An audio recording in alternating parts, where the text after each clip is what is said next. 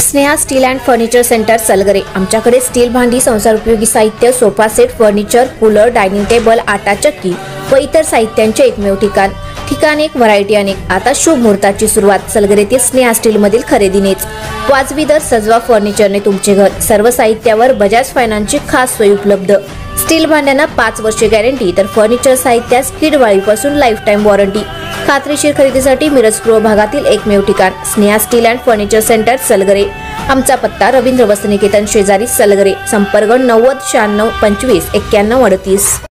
प्रत्येक बातमीतील घटनेच्या वास्तविकतेची तुलना थेट पाहत रहा चांगली अपडेट। मिरजेच्या तहसीलदार अपर्णा मोरे धुमाळ उपजिल्हाधिकारी दर्जाच्या अधिकाऱ्यांची समिती नेमून चौकशी करा, अन्यथा 6 मार्च पासून पुणे विभागीय आयुक्त कार्यालयासमोर बेमुदत धरणे आंदोलन करणार। डॉक्टर महेश कुमार कांबळे। मिरजेच्या तहसीलदार अपर्णा मोरे धुमाळ यांच्या कारभाराची चौकशी करावी अशी मागणी समस्त आंबेडकरी समाज संघटनेकडून करण्यात आली आहे। मागणीचे निवेदन नूतन जिल्हाधिकारी अशोक काकडे यांना आज संस्था आंबेडकरी समाज संघटनेचे संस्थापक अध्यक्ष डॉक्टर महेश कुमार कांबळे यांनी दिले आहे।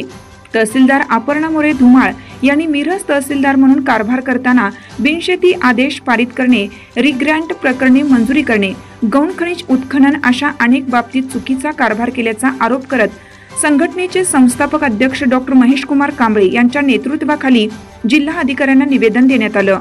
जिल्हा प्रशासनाने तातडीने उपजिल्हाधिकारी दर्जाच्या अधिकाऱ्यांची समिती नेमून तहसीलदार अपर्णा मोरे धुमाळ यांच्या संपूर्ण कारभाराची येत्या 5 मार्च पर्यंत चौकशी करावी, अन्यथा 6 मार्च पासून पुणे विभागीय आयुक्त कार्यालयासमोर समस्त आंबेडकर समाज चळवळ संघटनेकडून बेमुदत धरणे आंदोलन करण्यात येईल, असा इशारा आज 28 फेब्रुवारी रोजी सायंकाळी 4 वाजता डॉक्टर महेश कुमार कांबळे यांनी दिला आहे।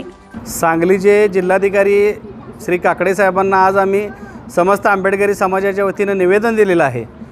त्या निवेदनाचा विषय असा होता की 7 फेब्रुवारी 2025 रोजी आम्ही माननीय जिल्हाधिकाऱ्यांना एक निवेदन दिलं होतं।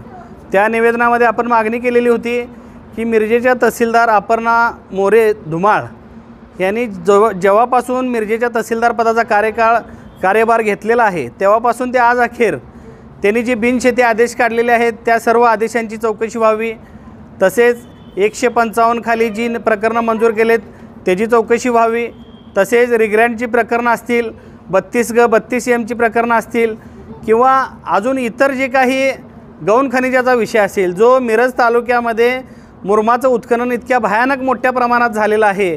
ज्या गटाला ह्यांनी मंजुरी दिल्या त्या गटामध्ये 500 ब्रासची मंजुरी असेल तर तिथं 1,500 ब्रास मुरुम उकरला गेला आहे आणि त्या मुरुम माफियांनी इतक्या मोठ्या प्रमाणात मग तहसीलदारांचं त्यांच्याशी लागेबांधे होते का, तहसीलदारांनी कोणती कारवाई केली, असे किती हे शोधून काढले की जिथं अवैध मुरुम उत्खनन केले, तर हे काहीही केलेलं दिसत नाही।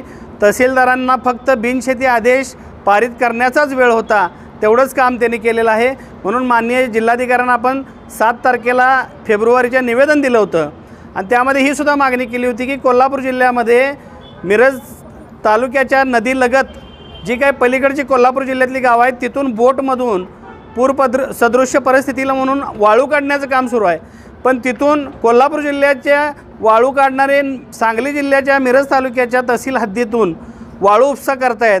ह्याकडे सुद्धा आम्ही सूचित केलं असताना सुद्धा तहसीलदार अपर्णा मोरे धुमाळ यांनी जाणून बुजून दुर्लक्ष केलेलं आहे, त्यांच्यावर गुन्हा दाखल केला नाही। म्हणून नूतन जिल्हाधिकारी काकडे साहेबांना आपण आज पुन्हा निवेदन दिले आणि त्या निवेदनामध्ये ह्या सगळ्या मुद्द्यांचा उल्लेख केला आहे।